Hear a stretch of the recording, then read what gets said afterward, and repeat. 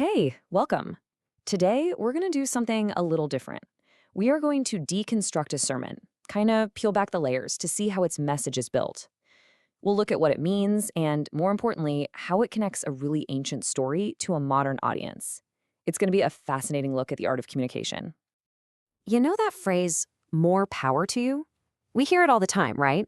It's usually just a casual way of saying, good for you, or go for it. But what happens when that phrase becomes the central theme of a sermon? Let's dive in and see what this very common saying means in this specific spiritual context. Okay, so here's our source material. The entire message we're looking at is built around a single story from the Gospel of Luke in the New Testament, one of the four big accounts of Jesus' life. By breaking down how the speaker uses this specific story, we can really uncover the core argument they're trying to make. So, to really get to the heart of this sermon's message, we have to start where it starts. We've got to understand the story it's built on. And this isn't just, some background information. It's the entire framework for everything that follows. All right, so picture this. The scene is set with a group of 70 followers. Now, these aren't the famous 12 disciples, but a larger group. They get sent out on this really critical short-term assignment, and their objective is crystal clear. Go get people ready because Jesus is on his way. So, what did this mission actually involve? What were they supposed to do? Well, the sermon breaks it down into two very distinct, very important components. It was basically a two-part job. They had to say something, and they had to do something. Their words, this announcement that the kingdom of God is near, were backed up by their actions, like healing people who were sick. The speaker really emphasizes that these two things had to work together. It wasn't just about talk. It was about demonstration. But just sending them out wasn't enough. And this is where it gets really interesting. The message highlights that to succeed, these disciples were given some very clear and honestly kind of strange instructions for how to conduct themselves on this mission. The speaker boils all of Jesus' guidance from the text down to three main rules for the road. And these instructions are presented as being just as important as the mission itself.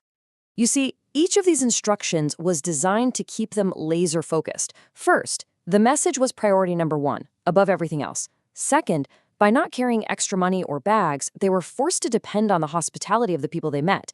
And third, and this is a big one, they weren't supposed to waste time arguing with people who rejected them. They were just told to make this symbolic gesture of wiping the dust off their feet and move on.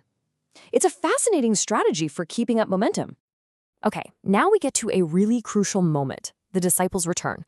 According to the speaker, this is the big theological turning point of the whole story, and it is the absolute core of the sermon's message. So they come back, and they are just buzzing with excitement. They followed the instructions, and it actually worked. They were totally amazed by the power and authority they were given, and they could not wait to tell Jesus about all the incredible results. And right here, this is the central argument. Jesus basically hits the pause button on their celebration. He doesn't say their power wasn't real, but he immediately pivots their focus. He tells them, hey, don't celebrate your temporary ability. Your power?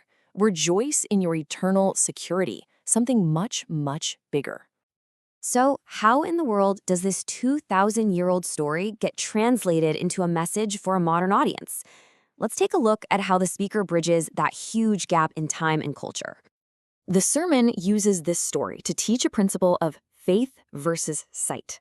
The whole argument is that we, as people, get so easily distracted by what we can see, the visible results, the spectacular moments, the power, when the more important reality is actually spiritual and unseen. It's something that requires trust. And once that idea is on the table, the sermon completely redefines the whole concept of power. It's no longer about these huge, extraordinary acts. Instead, the speaker turns it back on the audience, asking if they have the power for these really profound internal things, like loving your enemies or forgiving someone, things that are so applicable to everyday life. So here's the big takeaway. The teaching takes that phrase, more power to you, and completely turns it on its head.